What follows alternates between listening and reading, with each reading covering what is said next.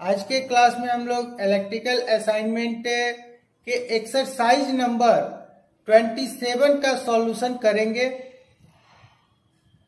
यह एक्सरसाइज जो है वह डीसी जनरेटर से रिलेटेड है और इस एक्सरसाइज से प्रायः क्वेश्चंस पूछे जाते हैं। तो जो पहला क्वेश्चन है हम लोग का, एक डीसी मशीन में आर्मेचर श्रेणी क्षेत्र और शंट क्षेत्र टर्मिनल होते हैं। किस टर्मिनल में ब्रश के लिए निरंतरता बनी रहती है? आर्मेचर टर्मिनल में। आर्मेचर टर्मिनल में।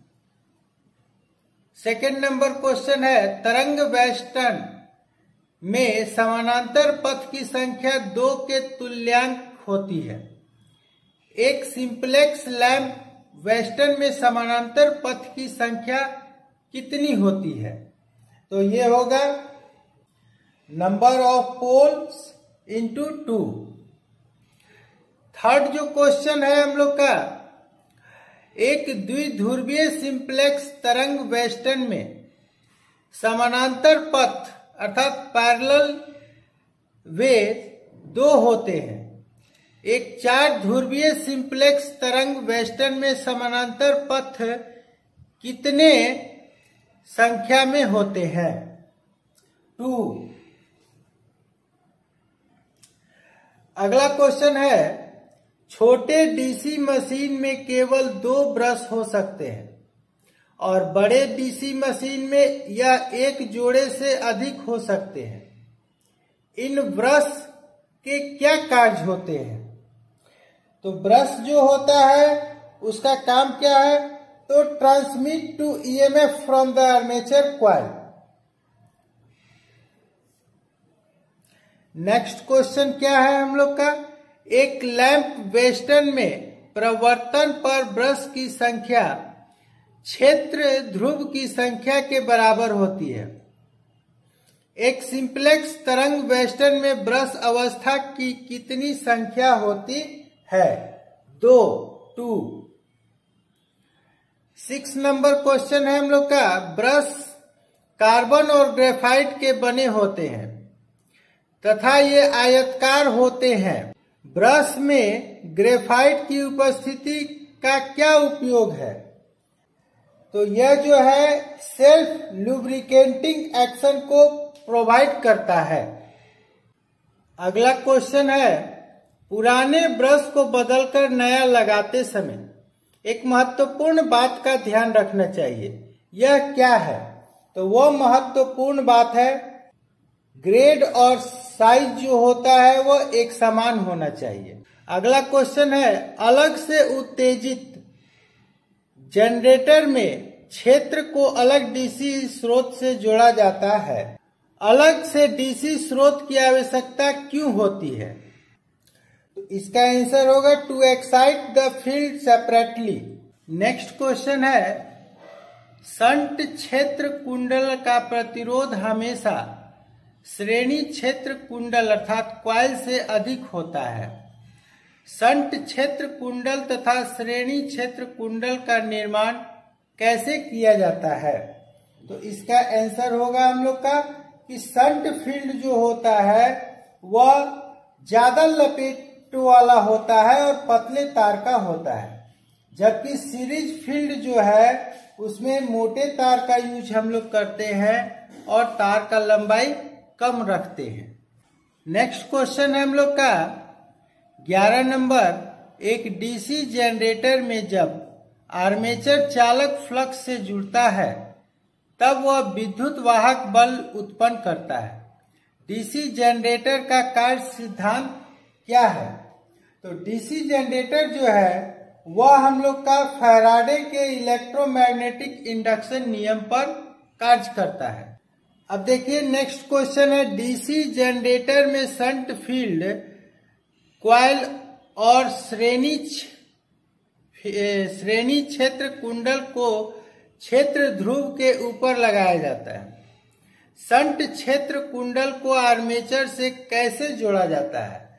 तो इसको पैरेलल में जोड़ा जाता है।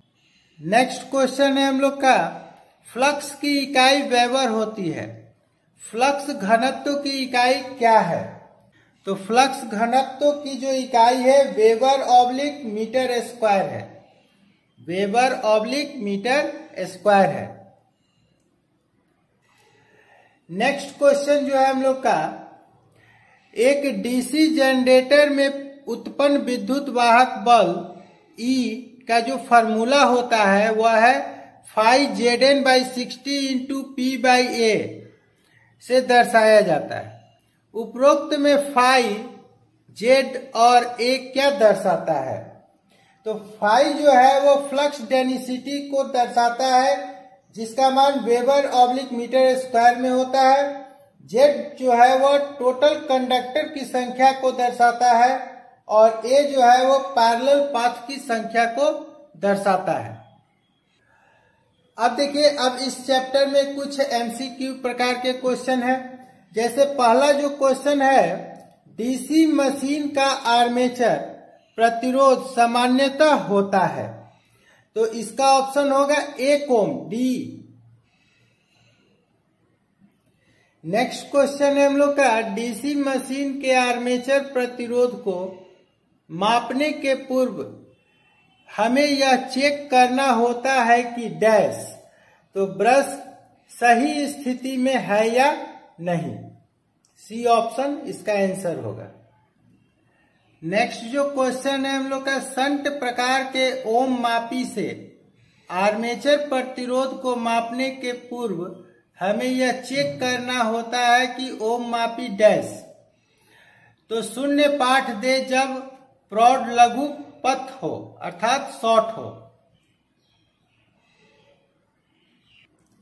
अगला क्वेश्चन है हम लोग का, सुरक्षा के लिए हमें परीक्षण टेस्टिंग लैंप को कला तार अर्थात फेज वायर से डैश के द्वारा जोड़ना चाहिए, फ्यूज और स्विच की सहायता से जोड़ना चाहिए अर्थात डी ऑप्शन होगा।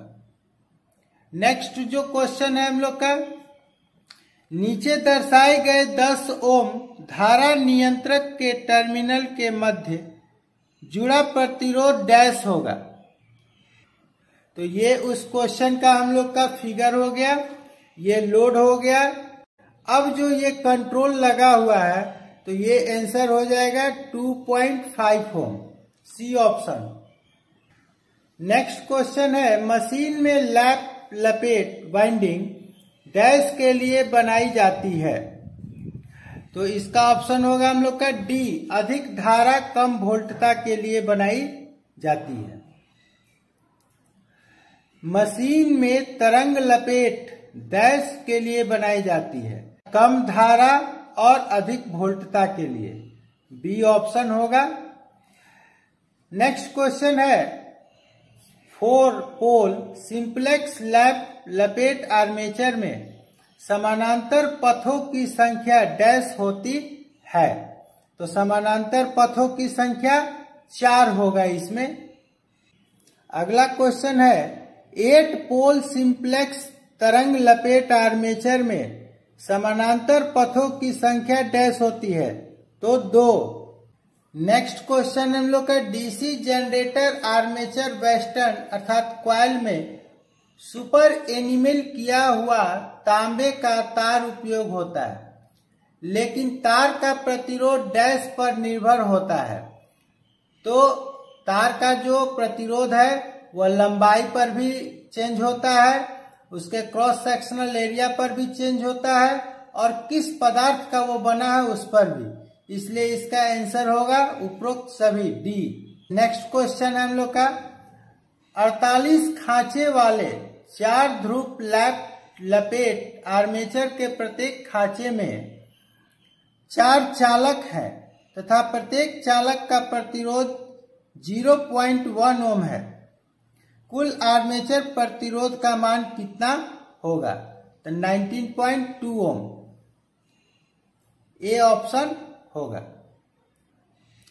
नेक्स्ट क्वेश्चन है, ब्रश कंट्रैक्ट प्रतिरोध को डैश के उपयोग से न्यूनतम किया जा सकता है अर्थात कम किया जा सकता है, तो पहला ऑप्शन इसका होगा ब्रश का कम क्षेत्र तथा अधिक ब्रश तनाव अर्थात ब्रश का जो टेंशन है उसको बढ़ाकर।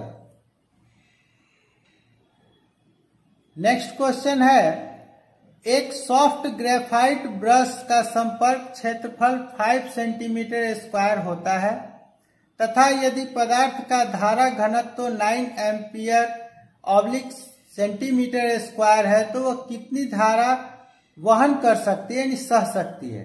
तो 45 एम्पियर ए ऑप्शन होगा। तो आज के क्लास में हम लोगों ने एक्सरसाइज 27 को सॉल्व किया। अगले क्लास में हम लोग एक्सरसाइज 28 को सॉल्व करेंगे। अगर वीडियो आपको अच्छा लगे तो वीडियो को लाइक करें, ज्यादा से ज्यादा अपने दोस्तों तक शेयर करें। अभी तक अगर आपने चैनल को सब्सक्राइब नहीं किया तो प्लीज एक बार चैनल को सब्सक्राइब कर लें।